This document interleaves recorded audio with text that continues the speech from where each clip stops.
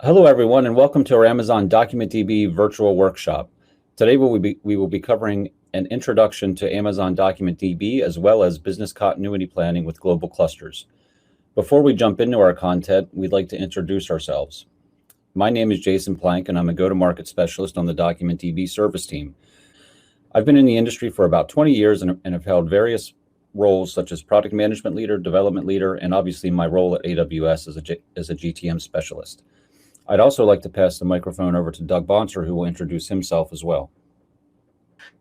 Yeah, thank you, Jason. My name is Douglas Bonser. I am a DocumentDB specialist solution architect. I focus solely on the DocumentDB service.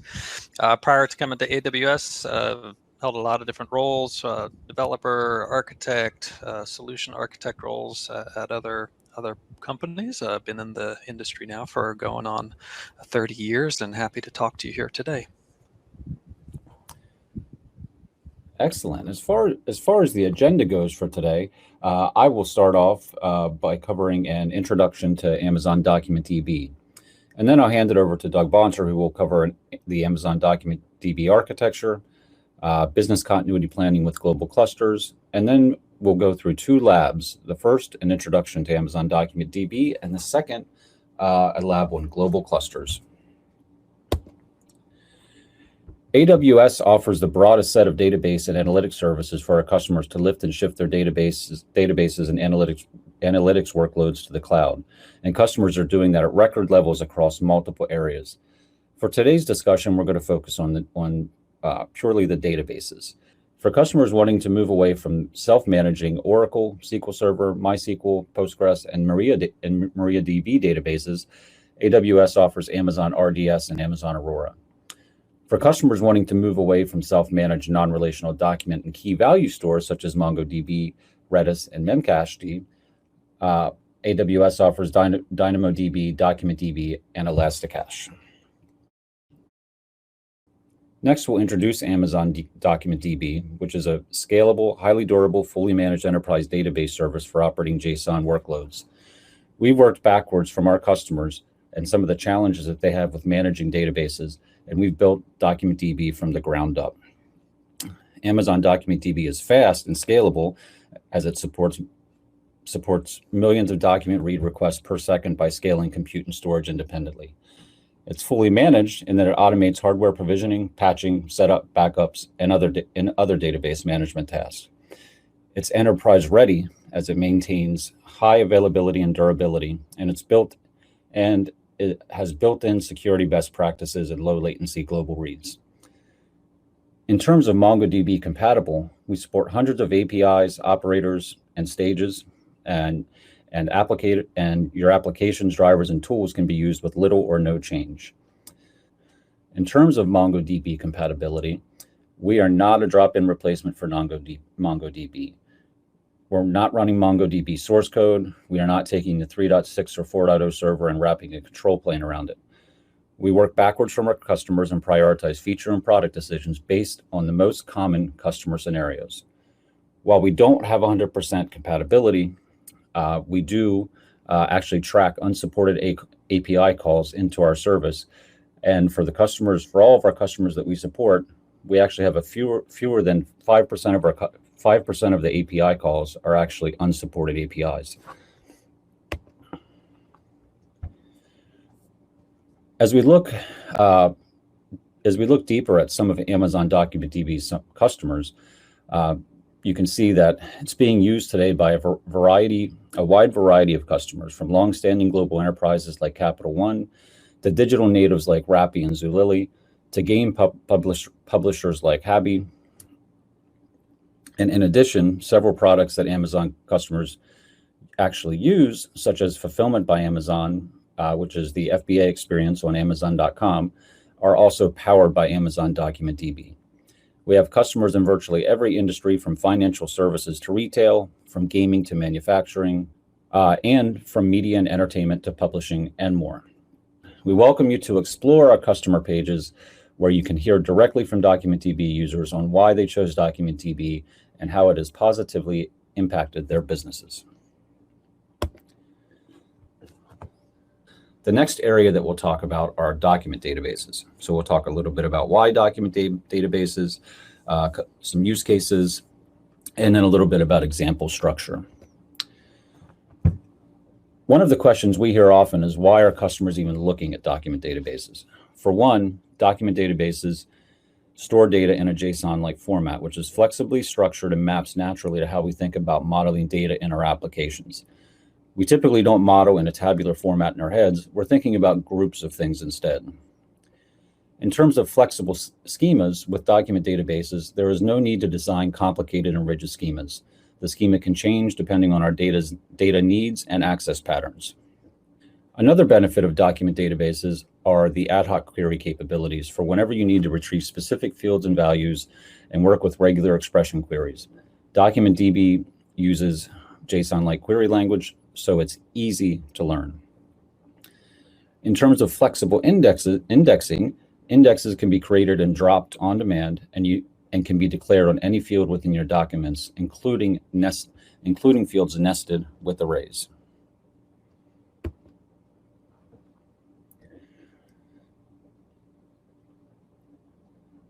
Amazon DocumentDB use cases are wide and many, given that document databases offer both flexible schemas and extensive query capabilities. The document model works well with use cases that require complex documents that are dynamic and may require ad hoc querying, indexing, and aggregations. So as we look at some of the various use cases, the first one that we'll talk about is content management. And when you think about content management, much of the content that we read today, from news articles to blogs to recipes to patient records, all of that data lends itself really well to a document model, since it's dynamic and changing. If you're in mobile development, one of the things that you'll notice right off the bat is it's very easy to store data that you're collecting going back and forth between devices, because within mobile applications, a lot of that data is JSON to begin with. With respects to catalogs, being able to record the output of machine learning experiments, inventory descriptions, pharmaceutical trials, those type of cataloging events, we see a broad set of customers that use document databases or documents for these use cases. In terms of gaming, it's very common that we see use cases where we're storing user profiles, game management, matchmaking, and that's actually one of the examples that will go in our next slide as we progress through the presentation. Personalization is also a common use case. We see customers customize offers based on transaction history or financial data to improve their user experience. In addition, with the scale that AWS and Amazon DocumentDB provides, we are also seeing customers deploy document architectures for a much wider range of internet scale use cases, including critical customer-facing e-commerce applications and IoT solutions. At the end of the day, Amazon DocumentDB is great for complex documents that are dynamic and may require ad hoc querying, indexing, and aggregations. The next thing that we'll take a look at is a gaming user profile example. Let's take this example where, let's say that Susan, as you can see, is our user that's defined here, decides to play a new game called Exploding Snails. We can easily add information to our profile. Notice that we didn't have to design a complicated schema or create any new tables. We simply added a new set of fields in our document. In addition, we can add an array for promotions that Susan has achieved. So as you can see, in this scenario, Susan achieved 3 promotions: new user, 5%, and snail lover. The document model really enables developers to evolve their applications quickly over time, just as we've seen in the gaming user profile example. Now we'll jump into a little bit of a service overview. As mentioned before, Amazon DocumentDB is a fully managed document database service with MongoDB compatibility. In terms of automatic failover recovery and failover, your replicas are automatically promoted to primary. In terms of automatic patching, maintenance happens every few months, and you can stay up to date with your latest patches. Amazon DocumentDB is also integrated with a number of different AWS services: CloudTrail, CloudWatch, CloudFormation, VPC, IAM, CLI, and again, additional services. This is by far one of the main reasons customers are attracted to the service. It helps simplify their stack for development. In terms of pricing, it's pay by the second, no long-term commitments or upfront fees. Freshop, who does online groceries, enjoyed DocumentDB's backup and scalability to help them manage their workloads. In terms of MongoDB compatibility, we are compatible with the MongoDB Community Edition 4.0. With this, you can use the same MongoDB drivers and tools with Amazon DocumentDB. When it comes to replica sets, DocumentDB supports replica set emulation, where our clusters appear to your drivers to be a MongoDB replica set, which allows you to use driver configurations to easily scale reads. When you connect as a replica set, you can specify the read preference for a connection. If you specify a read preference of secondary preferred, the client routes read queries to your replicas and writes queries to your primary instance. This is a better use of your cluster resources. As mentioned previously, it's really important to mention again, we are not a drop-in replacement for MongoDB. One of the things that we do offer is a tool, which is our compatibility tool, which is available online in our GitHub repository. This compatibility tool will scan your log files and ultimately give you a readout of what operators you use that may or may not be supported with DocumentDB. Next up, we have as you can see, there's a quote from another one of our customers, Enkido. They do inventory automation for SMBs.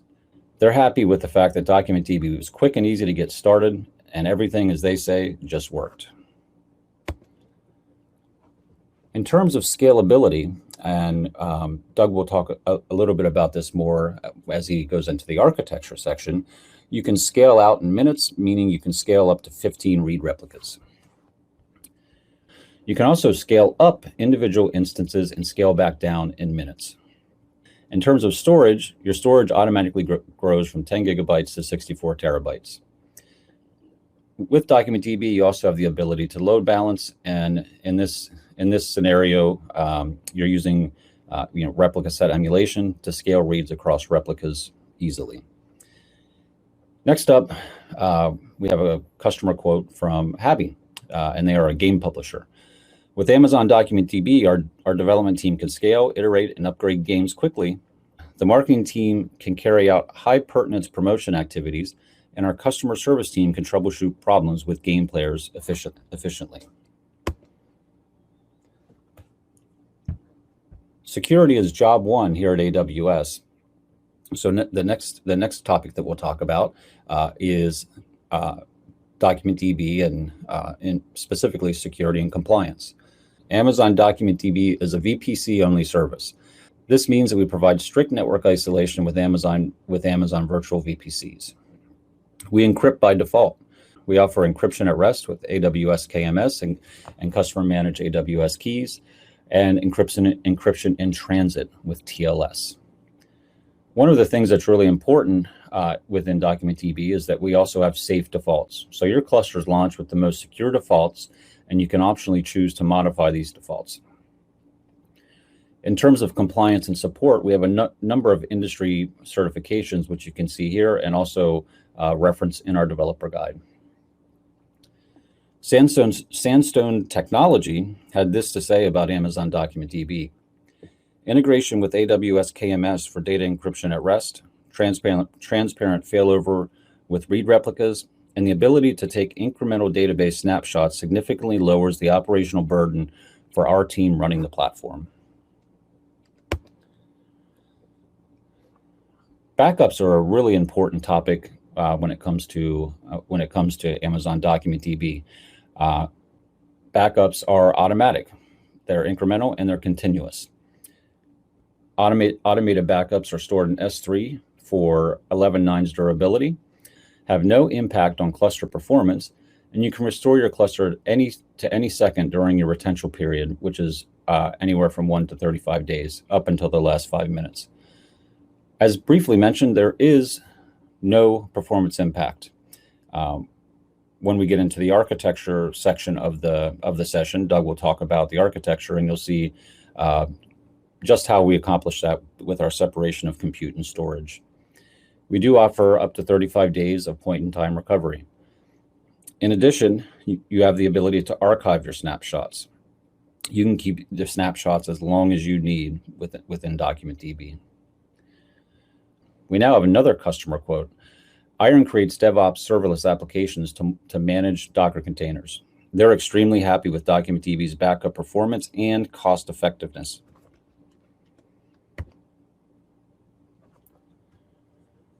When it comes to innovation and investments, we are constantly building new features and functionality into DocumentDB. Most recently, we just launched a number of new features, a few of which I will talk about. We offered support for Graviton instances. The benefit of Graviton is 5% lower costs and up to 30% better performance.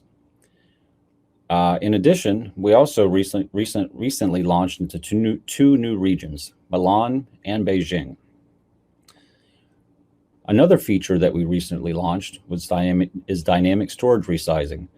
With dynamic storage resizing, the allocated storage space automatically increases up to a maximum 64 terabytes, and then when you need more storage, and decreases automatically when you delete data. The important thing is, as that data is deleted, you're obviously no longer charged for the data that was previously in use. We also recently launched fast database cloning. Database cloning is faster than restoring from a snapshot and requires no additional space at the time of creation. We've also recently launched DML query auditing for better visibility into queries. Our most recent feature is decimal 128 data type support. This is a feature that our customers have been asking for, and we're very happy that we were able to deliver this and take this to market within DocumentDB. One feature that I'll touch on is free trial. Earlier this year, we launched free trial. With free trial, your organization gets 750 hours per month of T3 medium instance usage, 30 million IOs, 5 gig of storage, and 5 gig of backup storage for free for 30 days. Once your month free trial expires or your usage exceeds the free allowance, you can shut down your cluster to avoid any charges, or keep it running at standard on-demand rates. In terms of pricing, the pricing of DocumentDB, we actually price in 4 dimensions: instance size, I/O, storage, and backup. In terms of instances, they're billed per second, but at 10-minute minimum. You can mix and match different instance sizes if you need more read horsepower, and you can also stop your cluster to stop billing. The cluster does restart automatically after 7 days. In terms of I/O, we have the ability to group I/O together. The system is intelligent enough to group these operations together. Example, you're not waiting for 4 1K blocks in 4 different I/O operations. We try to make that one write I/O. It is very important to size your instances correctly so that you're reading as much data out of your working set cache and not fetching from storage, which would cause I/O operations. The third dimension for pricing is storage. We only bill for 1 copy of your data, and as you'll hear more in our next section, we do actually retain 6 copies of that data. We do this for durability. So if you write 10 gig, you're not getting billed for 60 gig of a data set. The fourth dimension is backups. As mentioned, backups have no impact on cluster performance. Backups are free up until the size of your data set. So if your data set ultimately is a 3 gig data set, you get 3 gigs of backups for free. So as mentioned, 100% of your storage is backed up for free. We don't allow users to turn off backups, hence the free backups. The next area that we'll talk about are methods of migration. The first method is offline. This is the simplest method, but requires longer downtime. With this method, you're using Mongo dump and Mongo restore tools to migrate data. The second method is the online method, which uses DMS. This is a near zero downtime migration. This may be a slightly slower transfer as DMS is single-threaded, but does have less downtime. The third method is hybrid. This is merging both the offline and online methods together, but it is more complex. There are more moving parts as you're using Mongo dump and Mongo restore to migrate data, and then DMS to ultimately replicate the changes. We strongly urge you to check out the developer guide and read more about the migration options into DocumentDB. We have a number of programs in place that help us support our customers above and beyond standard documentation, lunch and learns, or specialist SA engagement. We offer the following programs that I'll talk about briefly. We offer a cost analysis tool for generating a DocumentDB sizing and pricing estimate to help customers understand, estimate cost.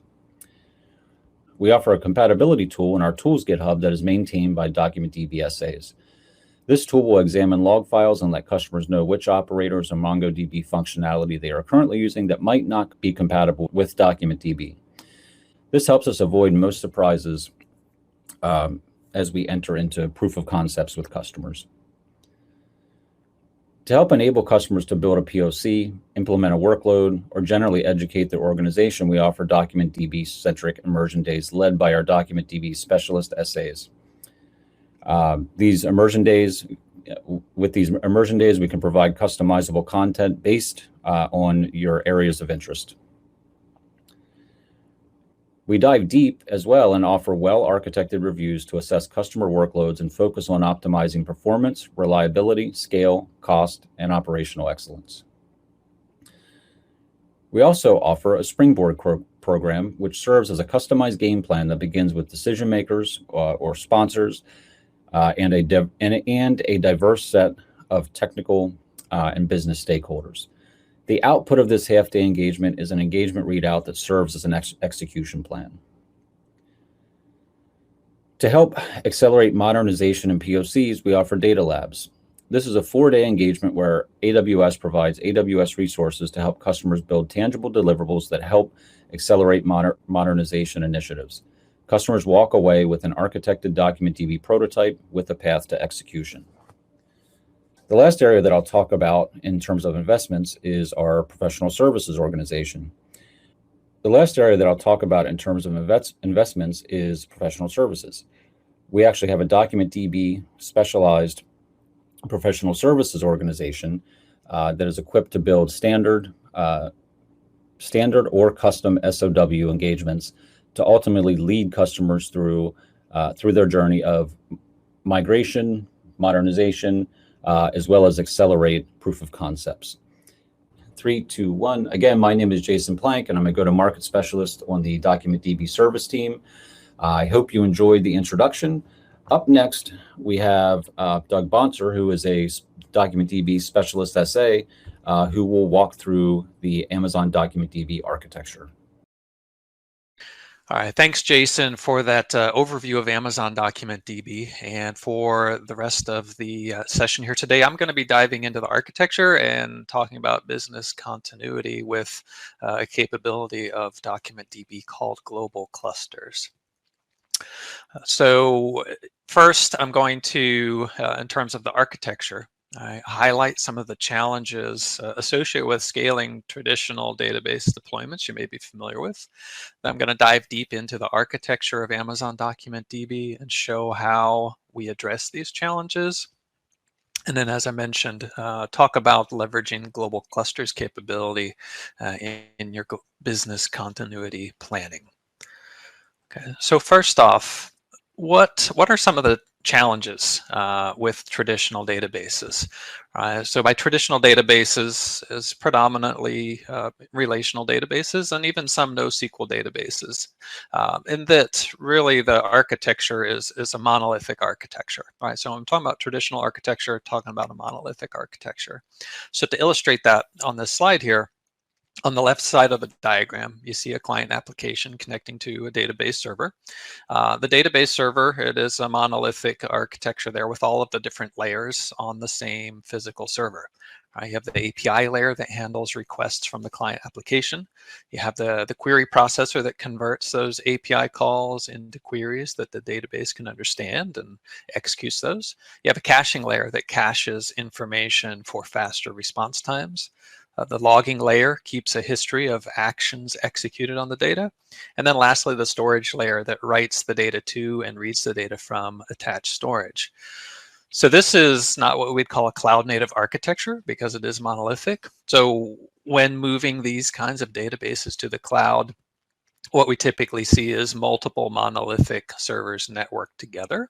And this in turn leads to a number of challenges, right? Mainly that if you've got everything all on a particular server or instance, if something fails, right, you're looking at a larger impact due to the architecture. So, but when we look at the challenges, the first one is around adding read capacity to a database and doing this on demand. So talk about this in the context of a product catalog use case. So for the most part, it's more read heavy than write heavy. All right, you will be adding new products over time, but you've probably got a lot more customers reading that data on a daily basis than you do have updates to the product catalog itself. So because of that, as your business grows, those customers reading and accessing that catalog data more frequently and in more volume, you're going to need to add more read capacity to deal with that. So in this kind of architecture, the only way to add read capacity is to add a new node. So we've added node 4 to our 3-node cluster. And because of the architecture, or because of that monolithic architecture, each node has a local copy of that data. So you add node 4, it doesn't have any data to start with. All right, so that can handle read capacity, but it needs the data there to read. So the data is replicated from one of the existing nodes. In this case, it's being replicated from node 2 to node 4. And certainly, it takes more time. The more data you have, just more data to move across the network to that other instance. More data takes longer, but it's also going to affect the performance of node 2. In this case, resources that could be handling client reads and writes are also being used to replicate data to this new node. So the second challenge is about recovering quickly from a node failure. So we're back to our 3-node database cluster, but we see that node 3 has an issue and it has failed. So to recover, right, you add a new node, in this case 3 prime, add a new node to replace that failed node 3. So we're back up to 3 nodes, but we're kind of back now in the same situation as adding read capacity in that we've got to move data from one of the other nodes to this new node. All right, so same considerations there. The more data you have, the longer it takes. But this also further reduces the performance of an already impacted cluster, right? You had 3 nodes, you're down to 2. You add a new node to replace the third one. So your 2-node cluster not only has to handle all of the volume from the original 3-node cluster, has additional work to handle to replicate data to this replacement node that you're using to recover. Third challenge is around scaling storage as the data grows. So for this, consider maybe like a bare metal deployment, or perhaps even a deployment on Elastic Compute Cloud or EC2 instances, where you've got some storage attached to the nodes here. So if your data set grows in size, you need to scale the storage, right? You've got more data, you've got to store it somewhere. So for maybe like a bare metal deployment, on-prem, that could mean removing existing hard drives from the server and installing new larger drives, right, which is certainly non-trivial. For monolithic architecture database running in your AWS virtual private cloud, you can use EBS elastic volumes to allow you to resize more easily. But the database may require some additional manual intervention to take advantage of that resized volume. But either way, right, you're going to reach a point where there aren't disks big enough to fit your entire data set. Fourth challenge is around backup, right? And how do you do that without affecting the performance of your operational nodes? Common approach is to use one of the existing operational nodes to create a snapshot of the data, but certainly that's going to have an impact on the performance of that node. Again, resources that would normally be handling reads and writes from the clients are now also being used to back up or create a snapshot of the data on that node.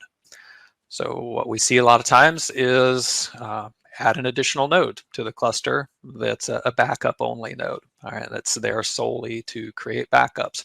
All right, that solves the problem of additional load on your operational node, but you can incur additional cost for an extra node depending on the licensing of the database that you're using. So again, you can offload some of that load on the operational node, but may have licensing considerations there. And then lastly, the final challenge I want to talk about in relation to traditional monolithic architectures is data durability. So when I talk about durability, I'm really talking about the redundancy or multiple copies of the data so that it's not lost or compromised. And a common way to achieve this is just to have additional copies of the data in the database. And going back to that monolithic architecture, the way that's accomplished, right, with the data local to the node, really the only way to increase durability is to add additional compute resources, right? Because of the architecture, storage attached to the node. If you want to get from, say, 2 copies of the data, you have 2-node cluster. If you want 3 copies, you've got to add a 3rd node just for that extra amount of durability. So point is, you can't have 3 copies of data in this case without having 3 separate nodes. All right, so now that you understand 5 of the common challenges around scaling traditional databases, I'm going to dive deep into the Amazon DocumentDB architecture to show you how we address those challenges. All right, so here's that monolithic architecture I showed earlier. Now, when we set out to architect a cloud-native database service, we decided to decouple the compute and storage layers. All right, so we separated the API handling the query processor and the caching from the logging and the storage. And now because of this, you can scale compute and storage independently. All right.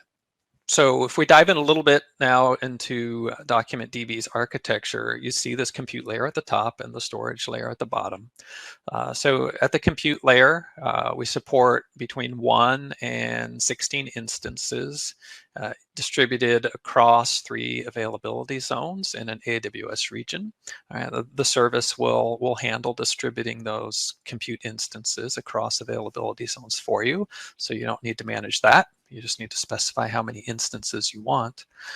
We do support instance sizes from as small as 2 vCPUs and 4 gigabytes of RAM up to 96 vCPUs and 768 gigabytes of RAM with multiple different instance profiles in between. There's always a single primary instance in a cluster that handles all of the writes. And it can be used for immediate consistency reads if your application requires that. But the best practice is to use up to 15 replica instances for eventual consistency read traffic. All right, so all of the heavy lifting is done here by the compute layer. All right, it's handling those API calls, it's executing those queries, it's caching data for better performance.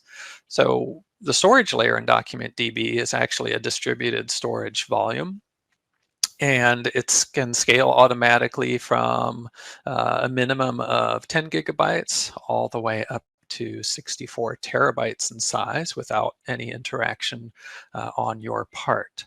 It does provide highly durable storage with 6 copies of the data across 3 availability zones. Right? So you see these 2 different colored boxes, and 6 of each of them are representing that you've got 6 copies of an item, 6 copies of another item, again, distributed across the multiple availability zones in your cluster. That's all handled automatically by the service.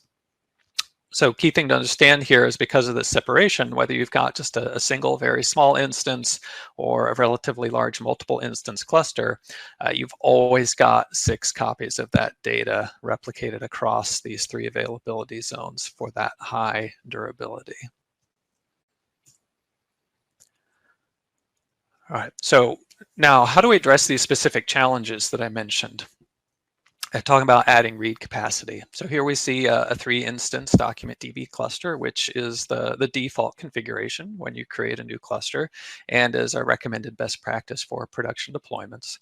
All right, but let's say your business grows and you need to scale, got more read capacity that you need to handle. So it's easy to scale the compute layer by adding read replicas. And because of that separation of storage and compute, there's no need to replicate data to a new instance, again, because the data, the 6 copies of that data is in the distributed storage volume.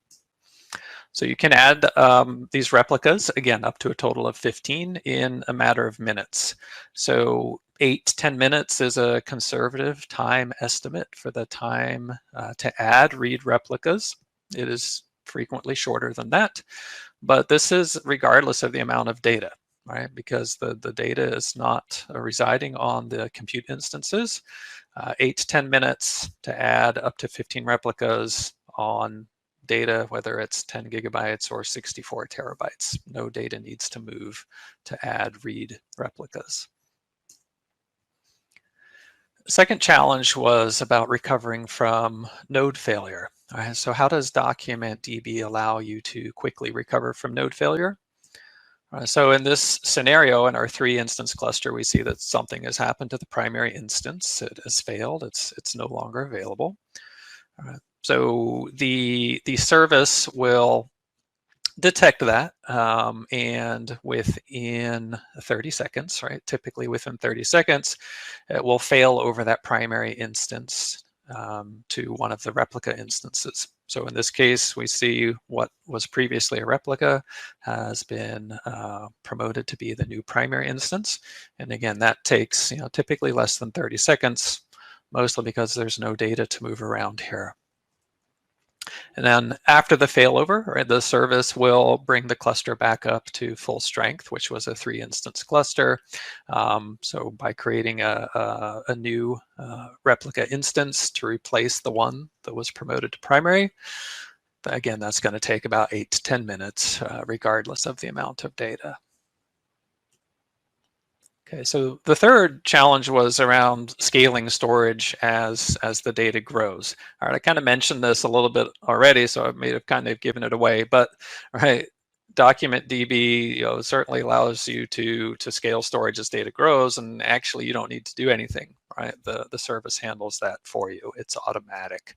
That distributed storage volume, like I mentioned earlier, can grow from a minimum of 10 gigabytes all the way up to a maximum of 64 terabytes without any interaction on your part. And also that the storage volume will shrink automatically as well if you remove data from the database. Challenge 4 was around backing up data and affecting performance, right? So how do we do that without affecting performance?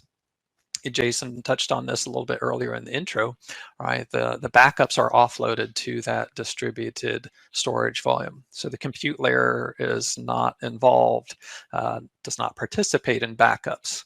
Since it's handled by the storage layer, compute layer is free to handle client requests with really no impact because of any backups that may be occurring. So there are continuous backups for point-in-time recovery. Again, Jason touched on that a little bit previously. Right, you can back up from any time with prior to the last 5 minutes up to whatever your retention period may be. Right, the default is 1 day's worth of backup, a 1-day retention period, all the way up to 35 days retention period. There are also snapshots in DocumentDB. So the service manages automated snapshots based on your retention period. So again, default is a 1-day retention period. So the service will automatically maintain 1 snapshot for you. And if you increase that, the number of snapshots the service manages increases accordingly. And of course, you can take your own manual snapshots at any time, but you are responsible for managing them. And then to round out how we handle these challenges, the last one here is around data durability. All right, I already mentioned that we maintain 6 copies of the data. So the data is highly durable, even with just 1 compute instance. So as you see here, with a single instance, in terms of availability, all right, now this is not the durability of the data. This is the availability of the cluster itself, right? Availability of the compute layer. So single instance, highly durable, 6 copies of the data, but for HA purposes, it's 2 nines of availability, just because if that primary should fail, you're looking at basically a complete outage of about 8 to 10 minutes because you don't have an instance there to handle traffic anymore. So single instance, about 2 nines of availability, high durability with 6 copies of the data. Single instance clusters, typically just going to be used for dev and test environments. 2 instances, you've now got 3 nines of availability, all right, mainly because in this case, you've got a replica to promote in case the primary fails. And if you remember, that takes about 30 seconds for the service to detect the primary is down, promote the replica to become a new primary. So you've got higher availability there, 3 nines. Durability is unchanged, right? Still highly durable, 6 copies of the data. 3 instance cluster, this is the default. If you create a new DocumentDB cluster, as I mentioned previously, and it is what we recommend for production clusters, this gives you 4 nines of availability. And again, no change to the level of durability with the data. And just one step further, 4 nines of availability is the highest in terms of availability in DocumentDB. So 3 nodes, 3 instances or more in your cluster, you're still going to have 4 nines of availability. And again, no matter how many instances you have, the data is highly durable. All right, so that's the overview of the architecture of DocumentDB in the context of these challenges, right, that are common with traditional database architectures. All right, and you see how we handle that in DocumentDB. Now, next I'll cover how the DocumentDB global clusters capability can help with your business continuity planning. But first, it's important to briefly define what we mean by business continuity planning and disaster recovery. All right, so business continuity is the capability of your organization to continue the delivery of products or services at predefined acceptable levels following some disruptive event. Or put simply, business continues as normal. Business continuity planning, then, is planning for the recovery of your business processes following a disruptive event. Next, disaster recovery concerns how your workload responds when a disaster or some disruptive event occurs. And your disaster recovery plan then is a subset of your business continuity plan. And it defines what constitutes a disaster. For example, is it a service outage or is it an entire region outage? And it defines impact on business outcomes. And then lastly, in your disaster recovery plan, you want to consider your recovery time and recovery point objectives. So the recovery time objective determines an acceptable time window of when your service is unavailable. Right? Is that seconds or minutes or hours? Could it be longer? All right, it's going to vary based on your use case and your application. And then the recovery point objective determines an acceptable loss of data between the last recovery point and the interruption of service. Again, you may only be able to tolerate a few seconds worth of data loss or a few minutes or longer. Two common use cases for global clusters are data locality and disaster recovery. So global clusters allows you to bring data closer to your users in different AWS regions to enable faster reads for globally distributed applications, which makes it a good choice for data locality use cases. Second is global clusters allows you to quickly promote a secondary cluster for fast recovery in the event of an incident. And this makes it ideal for disaster recovery use cases. But before I dive deep into disaster recovery, I just want to briefly cover data locality, introduce some concepts that are going to become important. So if you have offices around the world, you can use global clusters to keep your secondary regions updated with changes to data in your primary region. So data is automatically replicated from the primary region, in this case, US East, to the secondary regions in near real time. So then users in those other regions can access the information in their own region with local latencies. So the replication of global clusters is handled by the storage layer. So it has little performance impact on that primary database cluster. The resources of the compute instances in your primary cluster are fully devoted to serve application, read and write workloads. And now let's focus on disaster recovery, which is what the remainder of the presentation will be dealing with. So I just talked about that replication of data, right? So since the data is replicated from the primary region, on this slide you see US East, to the secondary region, AP Southeast, in near real time, that means your application can be up and running in the secondary region in the time it takes to fail over to that secondary region. Now with global clusters, you can be up and running in a secondary region in about a minute based on the failover capabilities of global clusters. Also want to point out something interesting here with the cluster topology. So the primary cluster in this example has a required number of instances to satisfy your application's SLA and availability target. But the secondary cluster doesn't necessarily have to have the same topology because it may only be handling read traffic. And other than that, there's no load on the compute layer since replication is handled by the storage layer. So because of this, you can have a single instance DR cluster with highly durable data in the secondary region, or even a headless secondary region. So there's no compute and still have that highly durable storage available in case you need to fail over in the case of some sort of disaster scenario. But if you don't have the same topology, right, it will help with cost optimization, but also remember it'll take about 8 to 10 minutes to scale that secondary cluster up to the required number of instances to satisfy your application's SLA and availability target in the event of a DR scenario. All right, so how does this actually work? All right, I talked a little bit about this, but in the context of this diagram here, global clusters allows you to replicate data from a primary AWS region, in this case that's Ohio, to up to 5 secondary AWS regions. In this diagram we have 2, those being Oregon and Tokyo. All write traffic is handled by the primary cluster, which is Ohio, and read traffic can be handled by all clusters. Again, those secondary clusters can only handle read traffic. So in the scenario you see here, app 1 in Ohio writes a document to the primary cluster, and then app 2 in Tokyo can read that document from the local secondary cluster once that data has been replicated.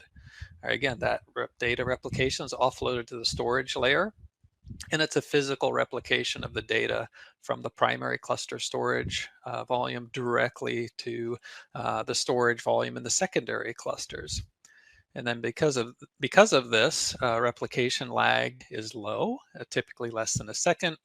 So in terms of recovery point objective mentioned earlier, you can achieve a recovery point objective in around a second or maybe a little bit more with global clusters. And as previously mentioned, the time it takes to fail over or promote a secondary cluster, that's typically less than a minute.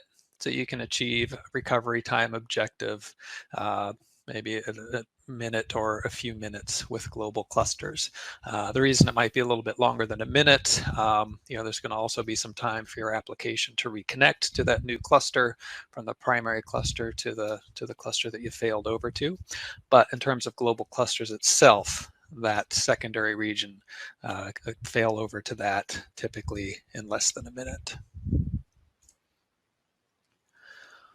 All right, now I just want to walk through a couple of slides here showing how this would play out. So in this example, there's a global cluster, and the primary cluster is in Ohio, and secondary cluster is in Oregon. In this case, the app connects to the primary cluster. Again, the primary cluster is the only cluster that can handle write traffic. So app is connecting to Ohio, which is handling all of the read-write operations. In this scenario, we're not using Oregon to handle reads. And again, that data is typically replicated in less than a second from Ohio to Oregon. And now you see that there's been some kind of failure in Ohio, so the app can no longer connect to that primary cluster for the read and write traffic. So at this point, what you would do is initiate a failover within global clusters, failover to the secondary cluster in Oregon. And again, this process typically takes less than a minute. And once that failover is complete, the application reconnects to the new standalone cluster in Oregon, resuming normal read and write operations. And then lastly, to get back to your original configuration of a primary cluster and one secondary cluster, you do that by creating a new global cluster. And the way you do that in this example is we add a new cluster in Ohio to the cluster in Oregon to create that global cluster. And then in that new global cluster, the primary is Oregon, the secondary is Ohio, and then the app continues to connect to the primary cluster in Oregon for all the read and write traffic. So that gives you a bit of an idea of the process of how you do failover and handle a DR scenario with global clusters. Now, in addition, to help with your business continuity planning and disaster recovery, we've created a tool that automates these use cases. The tool is available from the AWS Labs organization on GitHub via the link on this slide.